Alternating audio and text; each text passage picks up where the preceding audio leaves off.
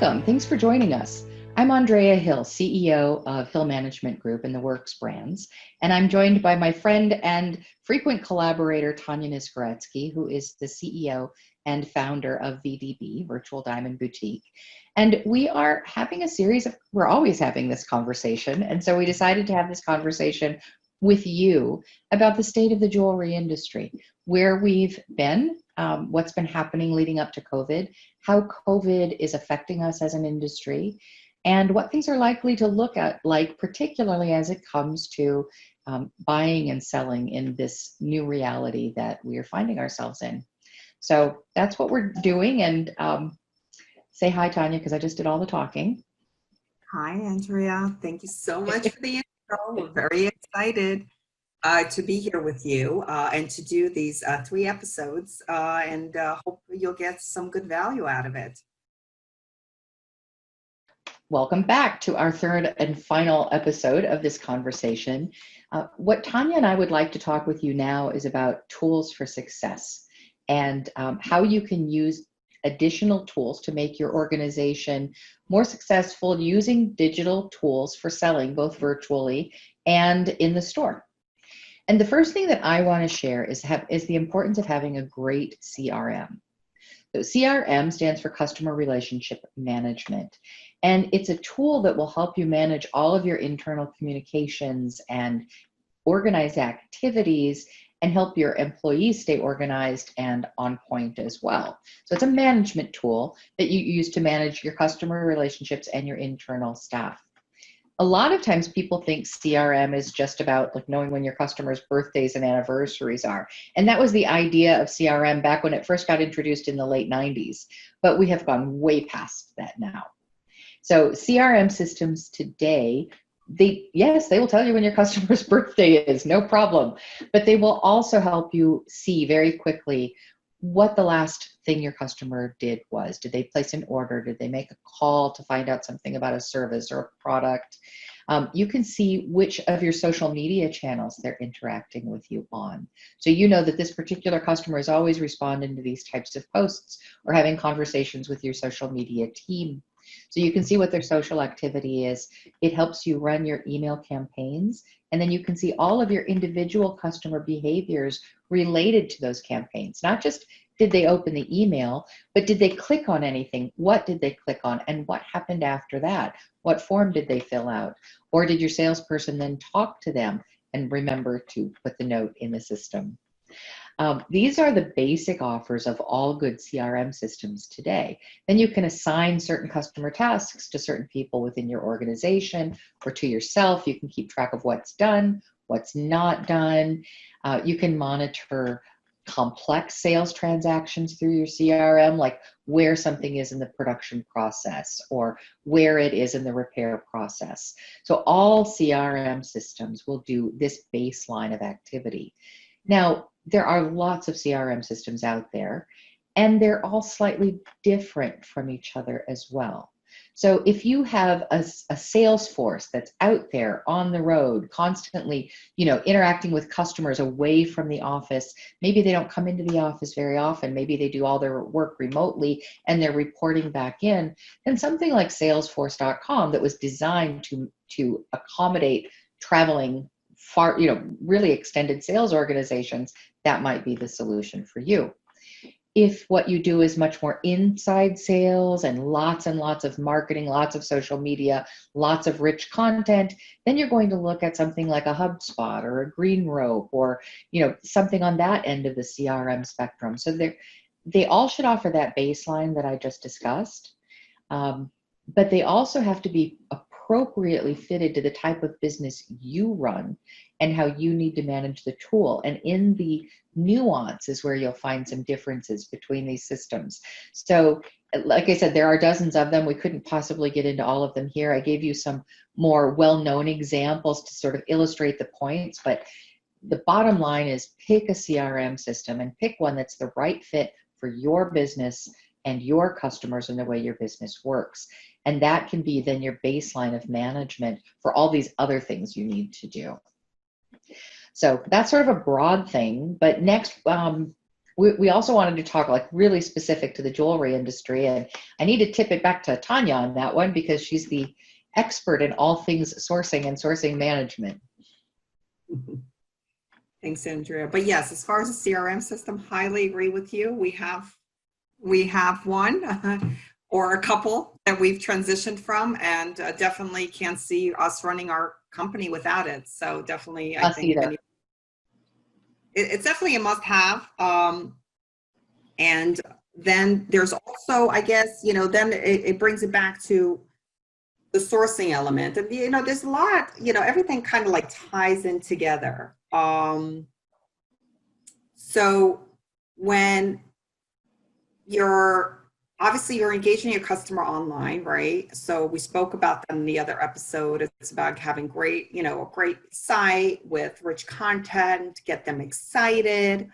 And then they're shopping around. They're shopping obviously on the big retailer sites. They're shopping with your competitors. So it's important for them to see that you have the kind of items they're looking for. And once they get interested in that, they're going to walk into your store and they're going to expect that you have it. Mm-hmm. So that is actually why VDB was created. I'll take it back one step for those that don't know. I was in retail, and we had no problem with customers coming in 20 years ago.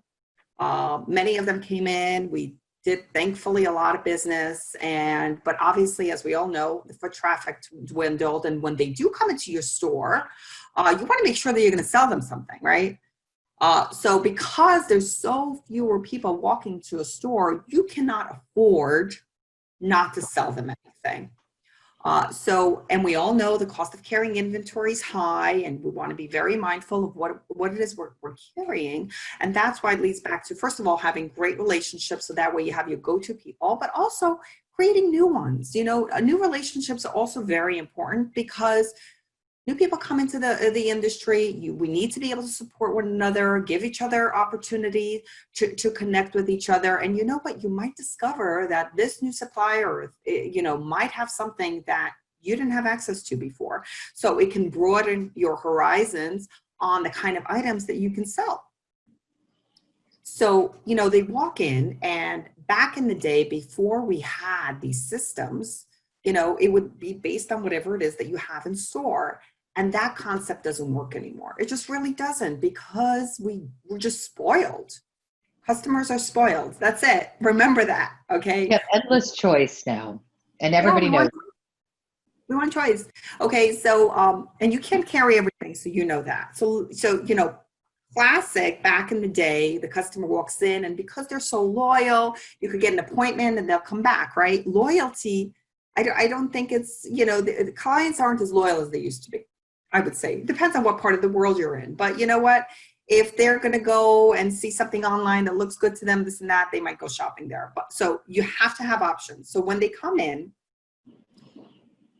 I'll talk about VDB because obviously that's what I know.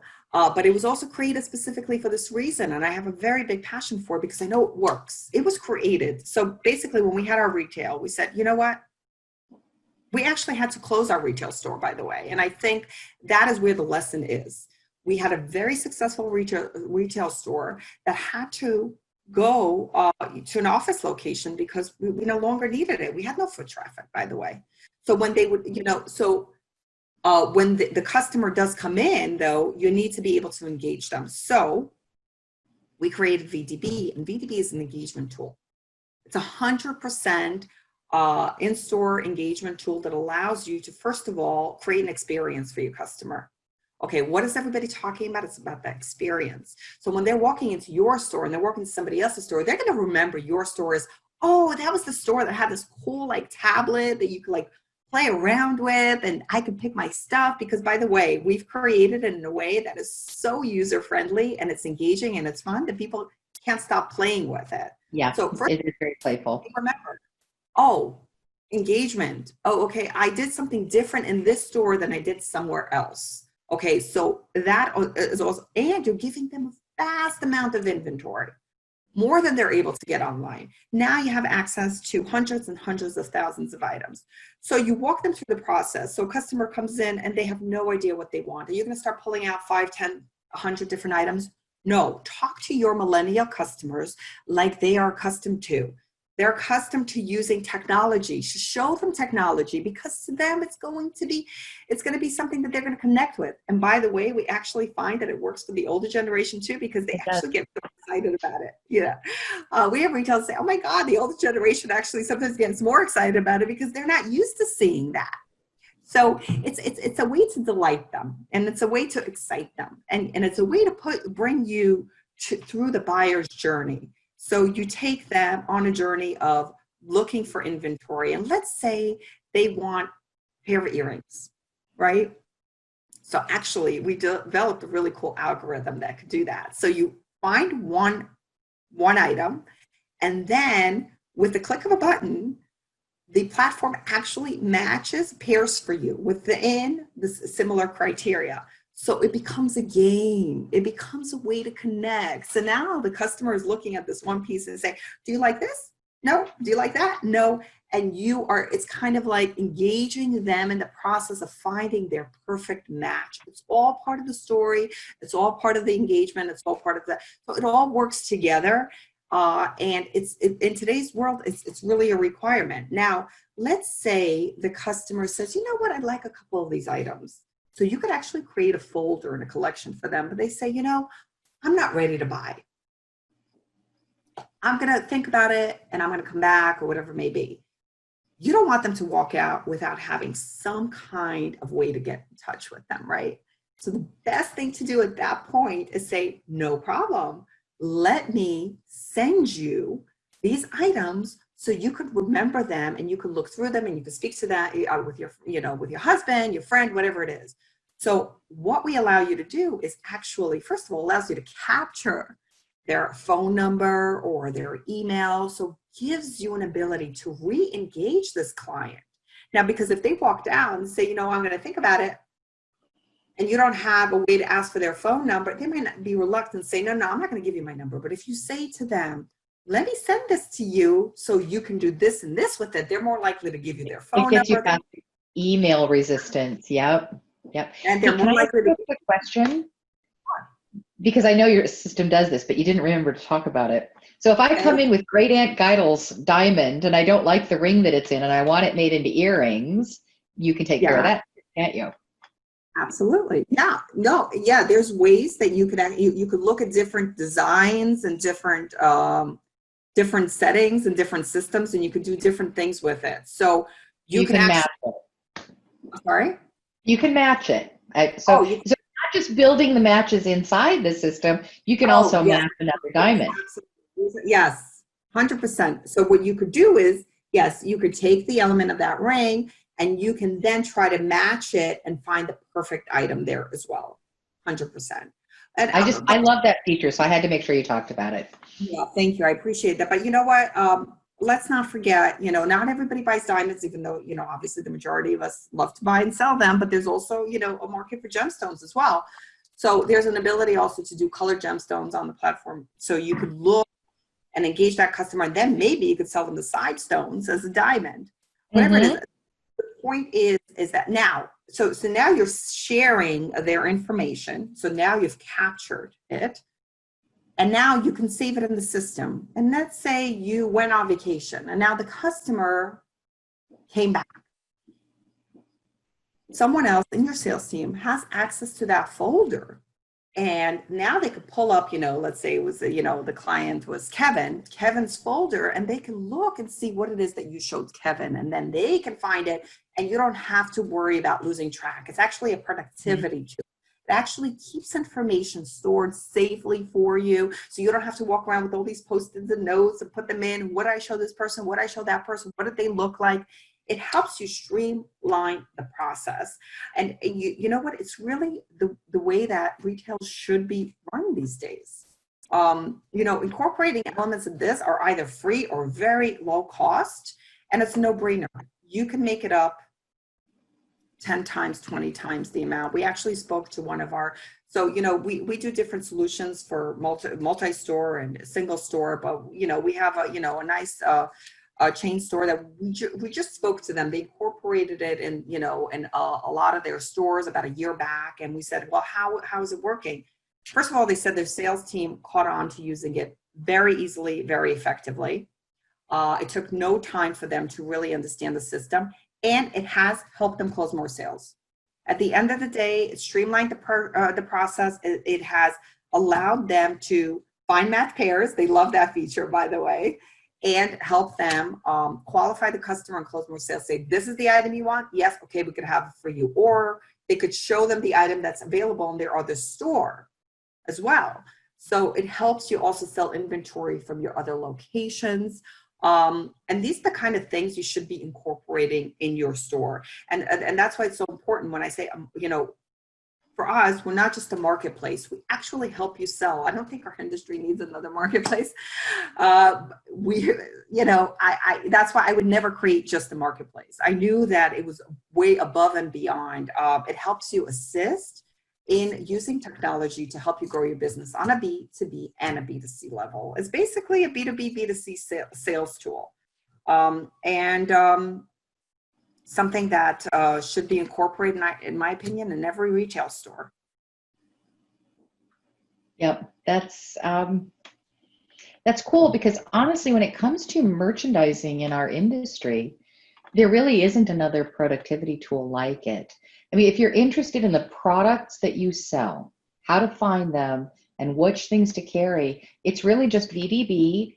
And then the only other tool I can think of would be Big's balance to buy, helping you figure out how to run the right inventory balance in your store. And that's it. Those are but it's enough. It's like two very tailor-made tools that any jeweler can use to find the right inventory. And then in your tool, I can't think of anything else that actually makes that ties the buying experience of the consumer to the sourcing experience of the retailer and knits it all the way through to the supplier. It's like you're actually creating demand for your suppliers. In a way where it helps also connect the retailer to an enormous amount of suppliers and be able to select the suppliers that they prefer to choose to do business with. So they're able to choose their suppliers, create groups, and say, these are the suppliers I prefer to go to first and foremost. And then they could go into the whole pool of suppliers if they weren't able to find what they're looking for. There are so many elements that exist and that are out there. You know what I find sometimes upsetting and disturbing is that our retailers are, very reluctant to learn new things and are afraid. But, none of this stuff is not very complicated. It's actually very easy. And that's another thing. It's very easy to use. Yeah. And we were sure that it was easy to use. And it's very engaging and it has a lot of benefits. So please look into ways that you can create engagement in your store. It's very important. Yep, it really is. There are a lot of other tools you can be using to make sure that you're being as productive and effective as possible when it comes to selling activities, which is sort of what we're focused on now. So, for instance, if you're worried about copywriting, there are so many tools out there now to make you a better copywriter. So you come up with your basic idea, you plug it into this little applet, and it will tell you, oh, here's some, not just grammar and spelling corrections, but SEO driven. So if you know what your best search terms are or where you'd like to be ranking for search, it will make suggestions about how to fit those search concepts into your copy relative to your brand. It will give you suggestions for how to make your copy more interesting, more active. So you don't have to be a professional writer to put good copy out there on your website. You can actually use tools that will help you do that. There are lots of tools for creating graphics. Like most people have experienced Canva by now.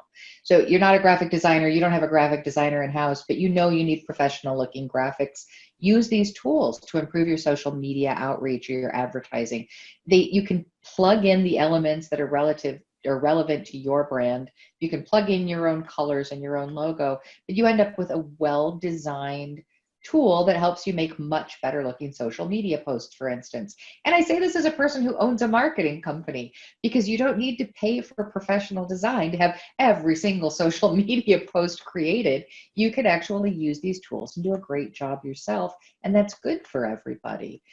There are tools for like the little robots that I talked about before, where you can guide a person through a shopping experience on your website. There are apps that you can use to create that and integrate it on the web, on your website, so that you're doing guided, the kind of things that only Amazon could pay for, basically 20 years ago, are now affordable for even very small businesses to use, so that the selling experience you provide your customers, whether they're B2B or B2C, are professional and interesting and well designed. And when you act like a professional business, people give you more trust. They're more comfortable relying on you.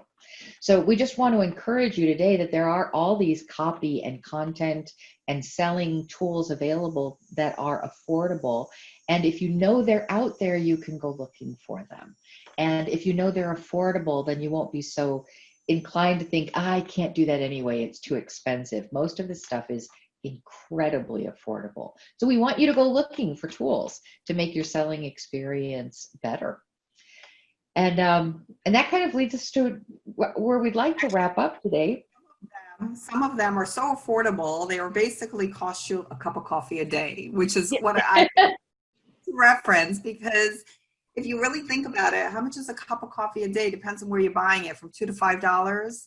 Okay, but you're spending that on yourself every day. Okay, why would you not spend that on your business? To run your business, it's minor, but it will make the world of a difference. So definitely, you know, when you're looking at the whole sum of it, it might seem large, but divide it by 365 days and then really see how much does it cost you to incorporate technology into your store on a daily basis. And you'll see that the numbers are very small. Yep. And we do need to be investing in our businesses, and we can. It's very accessible, even when times are strange or maybe even financially tight. There's still great ways to invest in our businesses so that we can be successful and long-term. So we're doing this event for you on VDB Expo. So we sort of wanted to wrap up by, talking about Expo as a tool to do new and exciting events, both for retailers with their customers and also for vendors with their B2B communities. Yeah, we are doing this, and we're doing this in collaboration with AWDC and IDI. This is our second event, and I have to say, I have to give amazing credit to these two organizations that really care about, their members, their suppliers. They're always looking ways to move things forward and to help them on a digital scale. They are encouraging imagery. They're talking to them because it surprises them as well. How is it that you're still running your business without images? But they're really investing. So I want to thank AWDC and IDI for partnering with us on these last two expos. And of course, we hope that the suppliers are going to have a fabulous show, and the buyers are going to really enjoy VDB Expo 2, because we actually added a lot of new elements to it. When we launched the first one, we launched it shortly after, COVID hit, and we did things really fast. Really shortly. Like, I couldn't believe how fast you were ready. Yeah. We really, at the end of April was our first show.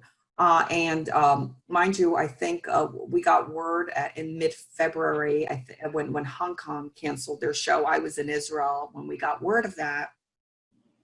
And we really went to work very quickly. And that's another thing that we do. We really want, we do things to support the industry. Like, we knew that, there has to be a way for us to be able to connect through these times, because we didn't know how long it was going to take. And obviously it's taking longer than we initially expected.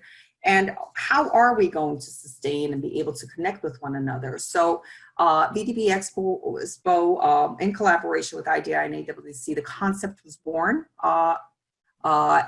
with them in the first show. And then we've taken it to the next level. And, we're constantly in communication and working with different organizations, and actually, retailers and designers who take the elements of this and want to be able to connect either on a B2B level or a B2C level, or a little bit of both, because you can, you can take it first on a B2B element, and then you can open it up to your B2C customers. Or, initially, if you're a big retailer or whatever, or even a small retailer that likes to do a trunk show, you can have your suppliers on there, just like you would as if they're in their office, as if they're in your store, and they can do a presentation like we're doing now. Everything's inside, by the way, so you can incorporate. As a designer might want to talk about what it is that their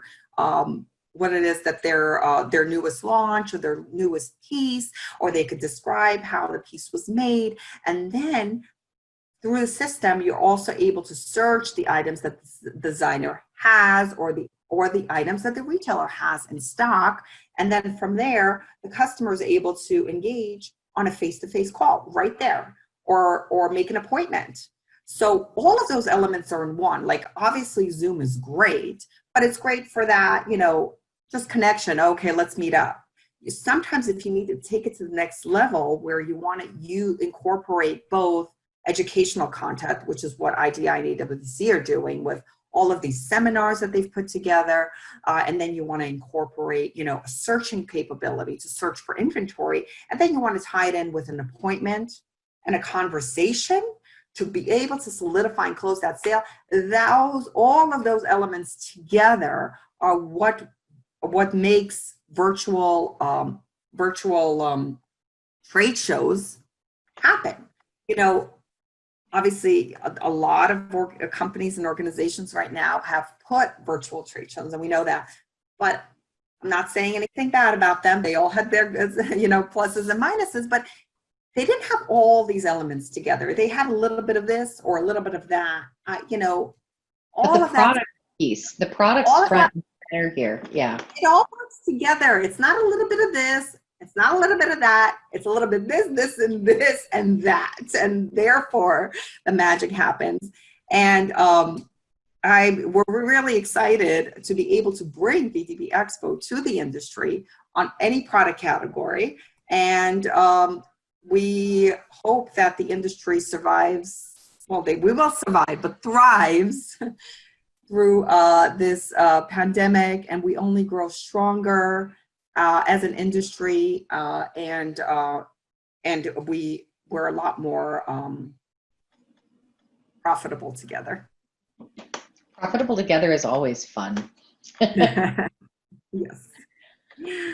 So that wraps up this conversation we wanted to have with you. Thanks for joining us for these episodes. And thank you very much for your business and your collaboration, and for being part of this expo, because that's part of all of us learning how to do new things together, which we will need to carry forward in the future. Yes, and thank you for being open-minded enough to come in and explore and see the possibilities of what this new way of connecting can do for you. And again, thank you, IDI and AWC. Yes, thank you. Take care, everyone. All the best. Bye. Bye.